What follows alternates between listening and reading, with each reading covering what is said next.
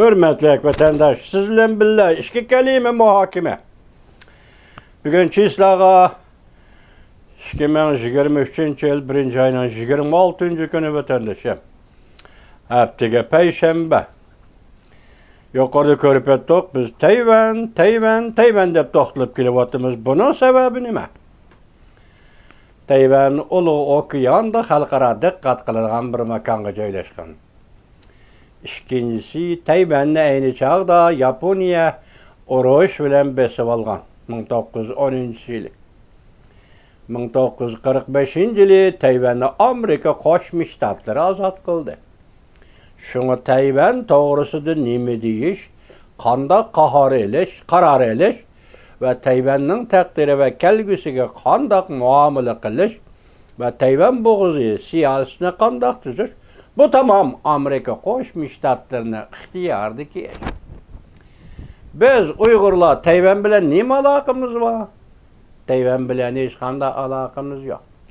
Agar aloqamiz bor deyiladigan bo'lsa, Tayvan İki partiye, muşu ay, muşu günde Uygurların 3. qatim qurgan devletini, yani 1944 yılı 11. ayının 13. günü qurgan. Türkistan deydigan qarapayım gep bilen qurilgan asli Uygurning devletini asliga keltirish meselesinde Tayvan birinchi bo'lib e'tirof qilish kerak. Çünkü Gomindanning 100 ming kishilik qo'shinini Uyg'urning Milliy ozodlik armiyasi mag'lub qildi. Bu armiya birinchi shahriga kirilmay Manas bo'yida to'xtab qoldi. Manas bo'yida to'xtab qolishning xalqaro arx ko'rinishi intayin murakkab vatandoshim. Allah xolisa Xudo ömrimizni bersa, vaqti kelganda so'zlaymiz bu ishni. Xalqaro arx ko'rinishi intayin murakkab. Buni tugadi, buni qo'yib turaylik. Şuna muşu vajdim bizden Tayvan bilenki boğan, Uygur'un Tayvan bilenki boğan münasibet çoğun gibi emas. Fakat itiraf qilish. 3. qatim qurilgan cumhuriyetni Uyghur cumhuriyetini itiraf qilsang da bo'ldi, boshqa gap yo'q. Ammo undan boshqa bizden diqqat qiladigan muhim nuqtamiz, bu 70 yil mobaynida Amerika Qo'shma Shtatlari Tayvanni tarbiyaladi. Tayvan jamiyatini tashkilladi. Tayvanga ideya, fikir ve tefekkür taqdim qildi. Azadlık ve erkinlikning nima ekanligini ko'zi bilan ko'rsatdi. O'zi bilan ko'rsatdi. Buni aytganda bugungi Tayvan Amerika siyosiy yo'llarining, Amerika demokratik tuzumining Osiyo Ulu Okeandagi bir orol yoki marvoyitdek bir orol va shunaqa siyosat o'lgisi bo'lganligi uchunlar Muşa noktadan biz Tayvan deymiz. Endi bugün Amerika'nın siyaseti Tayvan bulup kalışı başta ettim. Ulu Okeandaki qatnaş yolu. Onun coğrafiyilik ornu intayin mühim. Eğer Tayvan qo'ldan ketib, bu bulduğan bolsa Amerika Qo'shma Shtatlarining yer shari rahbarlik qilish roliga va iqtidoriga va ta'sir yetkazish. Şuna Tayvan mühim joy. Endi hazır turgan xabarni yetkazibdik. Bugün kelayotgan xabarlar nima? 80% odam mustaqillikni qo'llamaydi. 30% odam jungo bilan birlashishni xohlaydi. Palan pashmat. Buni Tayvanliklar bo'lsin, boshqalar bo'lsin, hadab uni o'tirib ko'tarib chiqibdi. Sen Tayvan mustaqil bo'lamsan, bo'lmamosan, bu sening ixtiyoringdagi ish. Sen jungo bilan birlashib ketamsan, ketmamsan, bu sening ixtiyoringdagi ish emas. Başta gördük ki, tam tepenin nimi dedi, vakti öttü. Amerika'nın bir gün siyasetinin vakti öttü. Endi Tayvan'da resmi itiraf kıldığı vakt geldi dedi. Biz tünügen onu yetkizdik mesela. Amerika Qo'shma Shtatlari Avam Palata başlığı Kevin McCarthy Tayvan'ni ziyaret kıldı dedi. Şu yerde bahar bayrami dep çıkıp kapta keçirinler meni vatandaşlar. Bahar ayları da dep tüzüp okunlar vatandaşlar. Dedi o haber, şununla Amerika Cumhuriyeti münasebetindeki partlaş karakterli haber dedi. Bugün bu adlarga Amerika Qo'shma Shtatlari Davlat Meclisi kirip geldi. Tam tepini ve 18 nefer Devlet Meclisi a'zosilar yetkazdik. Tayvanni rasmiy itiraf qilish. vaqti o'tgan Jungo siyosatidan voz kechish. Allaqachon e'tirof qilishing kerak edi, lekin kechikib qolding. Sabab nima bilmaymiz.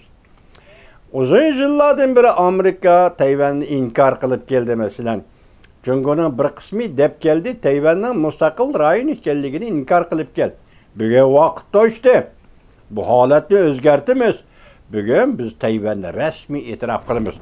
Agar jarayon mushundoq kirib keladigan bo'lsa vatandosh, uning natijasi ham muqarrar shundoq bo'ladigan bo'lsa vatandosh, yer shari bir silkinadi deymiz. Yer shari bir silkinadi, yer shari bir qatim tavraydi deymiz. Shu vaqti yetganda biz Amerikaning qudratini, Amerika tashqi siyosatining qudratini va Amerikaning mushundaq masalalardagi irodasining nima ekanligini ko'rib olamiz vatandoshlar. Bugun ani ko'rdingiz siz, dal shu narsa masalan yuqorqi mavzu ostida berilgan xabarda Avam Palata boshlig'i Kevin McCarthy bahor oylarida Tayvanni ziyorat qildi deb tunugu yetkazdik. Buguncha Michael McConnell, Tashqi munosabatlar komiteti Avam Palatasining raisi, Tayvanning Washingtonda turishliq vakili Sumi Chinni qabul qildi degan gap. Bir qaramoqqa bu ayolni Tayvanning Washingtonda turishliq elchisi desangiz bo'laverdi vatandosh. Shunchalik degan. Bir daraja kam yoki bir daraja ortiq yoki bir daraja tuvan degan shunchalik gap vatandosh. Qabul qildi. Uning keyinli yana bir xabarni sizlarga yetkazdik. Amerika Qo'shma Shtatlari Guam orlida quruqlikqa chiqib jang qilguvchi askariy qismlarning harbiy bazasini qurdi. Ya'ni Jungoning harbiy ig'vogarchiligiga taqobil turish uchun mushu usulni yoki harbiy baza qurishni muqimlashtirdi degan xabarni oldik. 3 xabar bir kun ichida paydo bo'ldi. 3 xabar bir-biriga munosabatlik bo'ldi. Hurmatli vatandoshim, Tayvan to'g'risida yana uzunroq so'zlashimiz kerak edi. Biroq hozir sabab nima desangiz, men o'zim kichik charchab qolgandek turman vatandosh, kechiringlar.